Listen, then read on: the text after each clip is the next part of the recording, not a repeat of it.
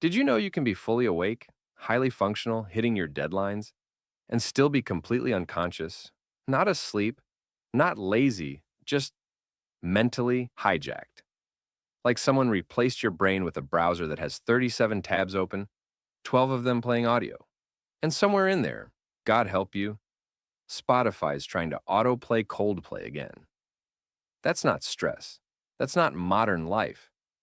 That's a full blown identity crisis in incognito mode. But the wildest part? You don't even know it's happening. You're scrolling, working, replying to group chats you hate, and calling it productivity. Meanwhile, your soul is somewhere in the background, quietly lighting a cigarette and whispering, "This is fine." You think everything's okay until something small breaks. And for me, it was pants. One morning, I was fully dressed. Or so I thought. Shirt, socks, belt, check.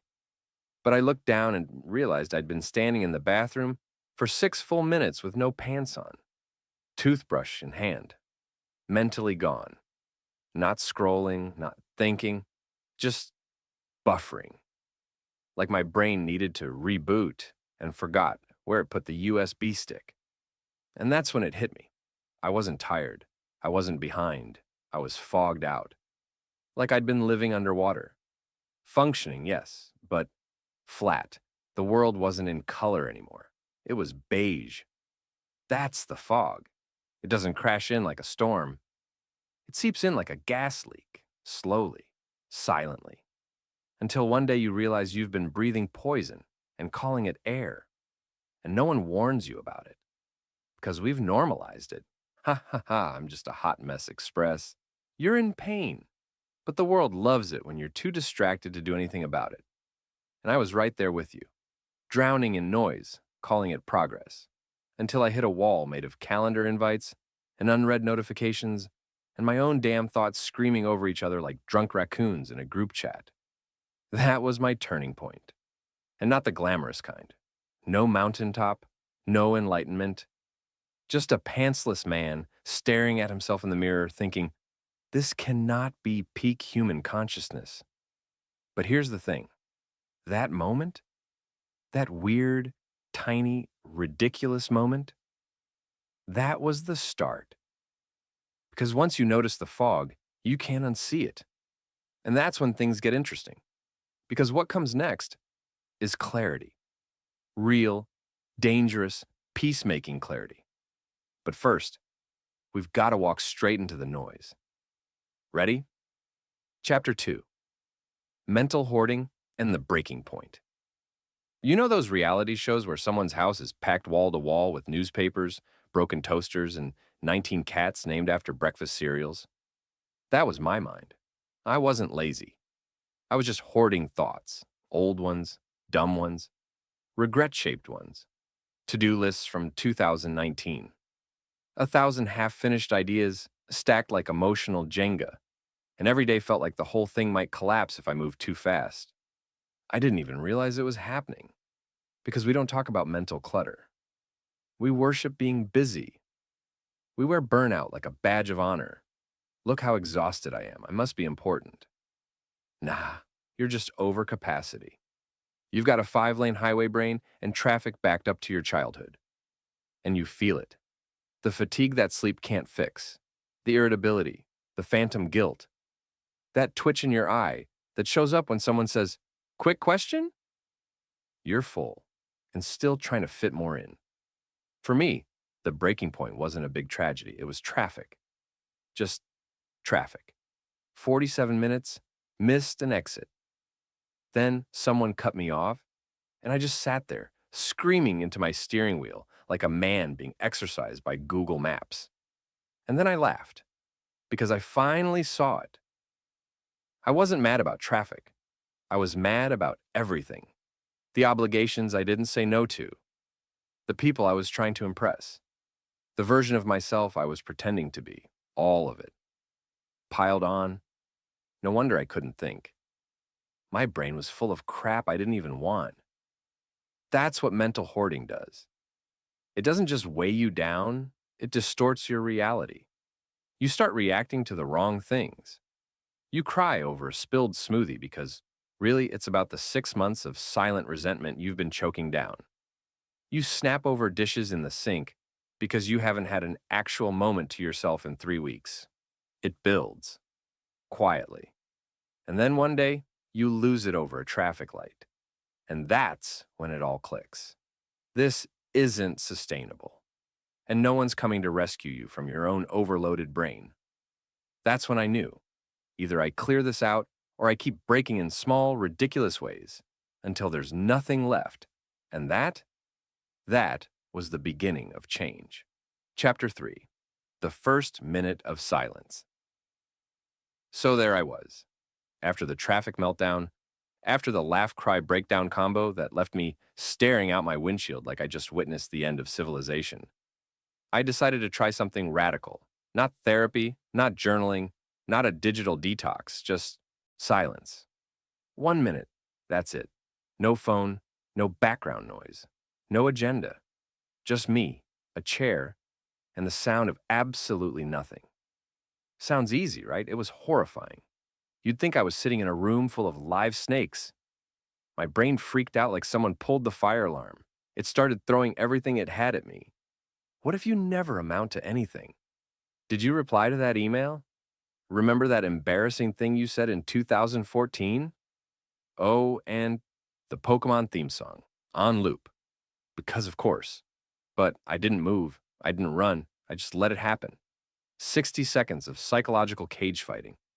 And then, somewhere in that chaos, I heard it. My voice. Not out loud. But under the noise, quiet, tired, real. It said, "Oh, you don't have to live like this." I hadn't heard that voice in years. Not because it wasn't speaking, but because I was too loud to hear it. That's when I realized something nobody tells you. Clarity isn't about gaining insight. It's about removing interference. Your inner compass works fine. You've just buried it under push notifications, obligations, and TikToks about how to fix your whole personality in 30 seconds. We keep looking for the next hack, the next plan, the next big answer, when the most powerful shift you can make is to just shut up for a second. Because when you stop cramming input into every crack of your day, the truth finally has space to crawl out of the dark. And spoiler, that truth isn't always pretty. Sometimes it whispers things you've been trying hard not to know. But that's the point. You can't clean a house in the dark, and most of us are living in pitch black, wondering why we keep tripping over the furniture. That 1 minute changed everything. Not because it fixed me, but because it showed me what needed fixing. Not with force, with stillness. So I kept going. 1 minute turned into two, two into 10. Some days were messy, some felt sacred, but every time I got a little closer to me, the me beneath the noise. And that me wasn't broken, just buried. Chapter 4. Saying no to save your life. Nobody tells you that clarity is going to piss people off, like you think you're about to become more peaceful, and everyone will just cheer you on from the sidelines. Nope, try again. Because the moment you start saying no, the world starts twitching. What do you mean you can't make it? Why didn't you respond sooner? You've changed. Yeah, I have, on purpose.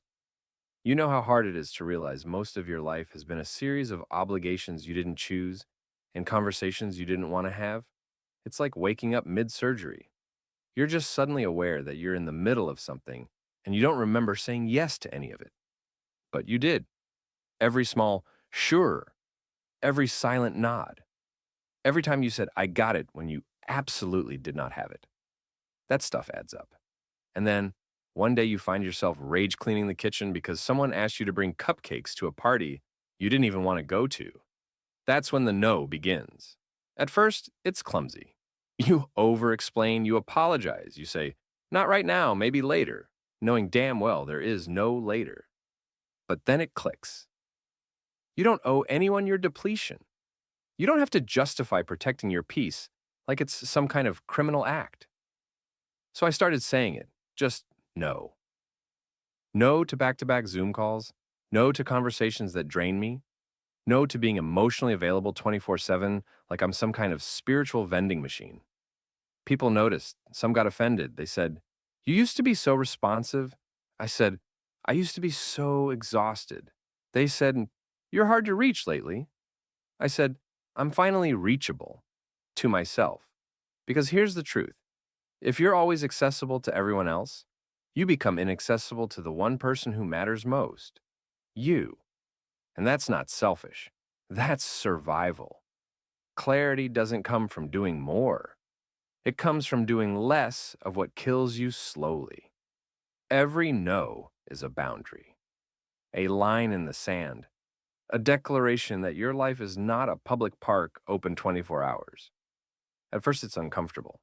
You feel guilty. You wonder if you're being too harsh. But then something incredible happens. You feel lighter, like you just unstrapped a backpack full of bricks and remembered you had a spine. That's the magic of no. It doesn't shut doors, it opens space.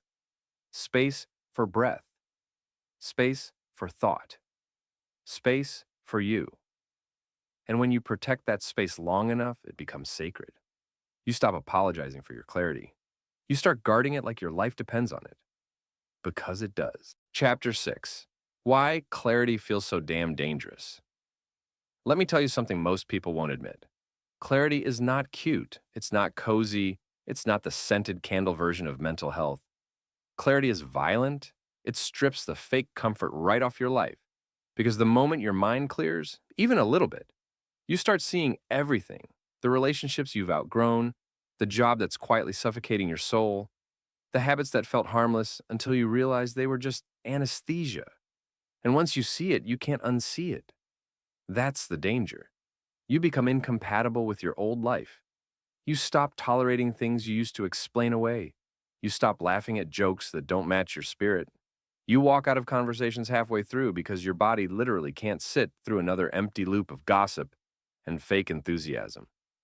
People notice. Some admire it. Some absolutely hate it. Because your clarity holds up a mirror and not everyone's ready to look into it. You're not playing the game anymore. You're not chasing gold stars or bending to fit the shape of someone else's comfort. You're not apologizing for shrinking or softening or showing up halfway. No, you're walking around with that look in your eye, the one that says, I know who I am and I'm not negotiating anymore. And that scares people. Not because you're scary, but because you're free.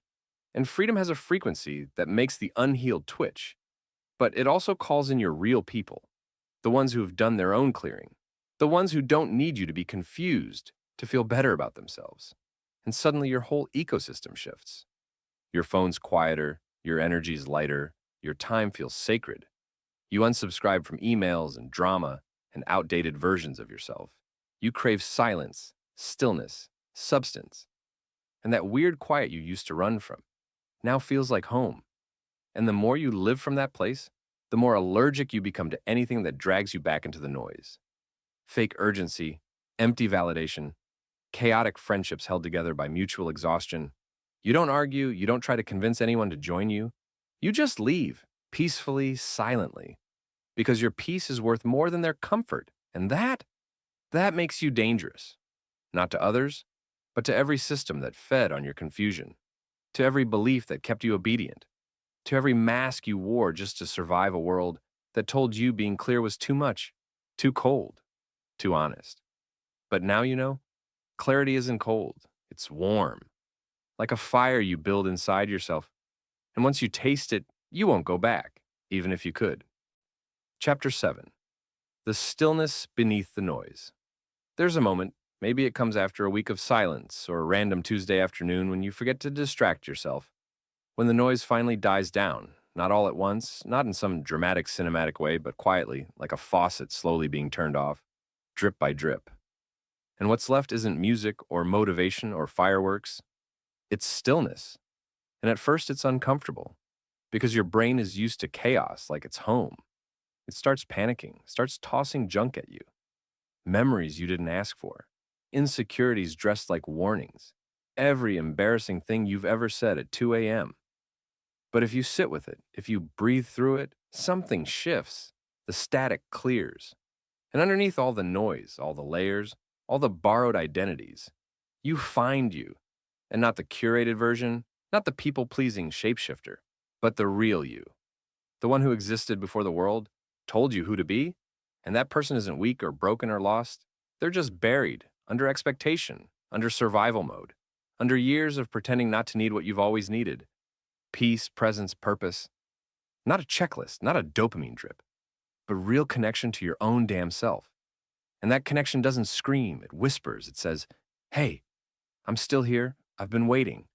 And when you hear that voice, really hear it. Everything else gets quiet.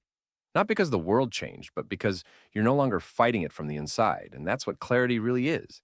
It's not control, it's not perfection. It's the radical act of being here fully without needing to escape every 5 seconds. And once you touch that stillness, even once, you'll never forget it. It becomes your compass, your home frequency, your "I don't need to chase anything today" energy. And yeah, the world will still spin, the emails will still come, people will still try to drag you back into the noise.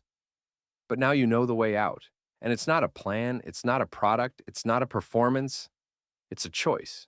One breath at a time, one boundary at a time, one beautiful minute of silence at a time. And maybe, just maybe, the clearest version of you isn't something you become, but something you return to. Something that was never broken, just covered in dust, waiting to be uncovered the moment you finally stop running. So, if you're still here, if you've listened all the way to this point, don't rush off and fix something. Don't go add more noise. Just stop right now and feel it. The stillness beneath the noise, the part of you that's always been there, quietly dangerous, terrifyingly clear, and finally awake.